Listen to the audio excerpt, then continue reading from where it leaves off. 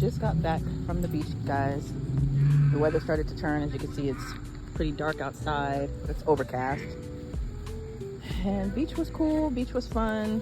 Went to a festival out there. I was reminding my son how every Sunday during the summertime there was a band playing in the middle of the beach. And after COVID, it just stopped.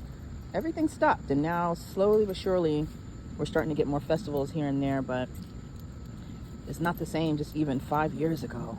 You know, I had to remind him, we moved here when you were 3 and we lived in this house. Do you remember that? And he's like, no. But on the way to the beach and on the way back, we were playing 80s music. And that was good. Just kind of reminding myself of the good old days. Everything was just different back then, you know. And I'm also seeing a lot of people on YouTube talk about how things are just different now as opposed to when we were younger. This guy I was just watching was ranting about how back in the day, hey Danny, how back in the day people were just nicer and had more patience, and now everybody's just on their phones and in a rush. And I just have to agree. You know, I think social media has really made people very cynical and very not trusting, and I think that's very unfortunate, because that is not, stop eating grass, Sonny, stop eating the grass. That's not what the Most High intended for us, you know.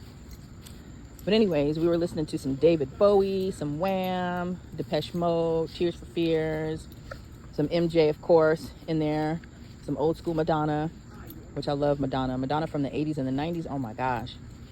And so I had to let my son know that back in the day, you know, where I'm from, San Diego, our radio stations, we play everybody, you know.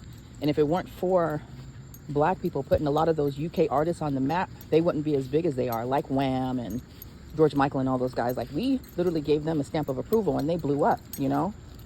So I just have to remind him of the influence that we have globally, you know. Good music, though. You know, it was even funny. I had a homeboy that came out to Cali when I was stationed in Northern Cali, and he was surprised to hear Biggie on the radio, because he was like, y'all playing East Coast music here? He goes, you would never hear West Coast music on the radio stations on the East Coast. I was like, yeah, we equal opportunity out here. We love everybody. We recognize what's good. We gonna play what's good, regardless of where the artist is from, you know? So I just thought that was interesting. Go ahead and handle your business, girl. Do what you gotta do, girl. Now let me be a responsible dog sitter and do my part. Holla.